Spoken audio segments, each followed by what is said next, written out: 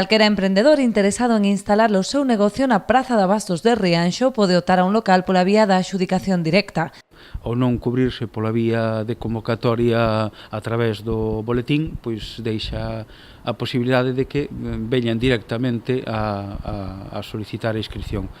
Creemos que o mercado efectivamente necesita de revitalizarse, dai que se fixese un especial fincapé na campaña que se está facendo por toda a localidade, con anuncios, inserindo anuncios en prensa, para que se alguén ten un negocio emprendedor poida instalarse nalgún dos locais disponibles que agora mesmo, xa digo, son de adxudicación directa. Paralelamente, o Concello segue a desenvolver campañas de dinamización do mercado que, a pesar do importante investimento realizado, non acaba de consolidarse como punto de referencia do comercio local. É o espacio que hai, onde se investiu tamén unha fonte considerable de recursos públicos para facer unha instalación que creo que é competitiva no senso de que ten incluso un aparcadoiro gratuito na mesma planta, que ten tamén posibilidades aos postos, que conta xa tamén cun refrigerador tamaño industrial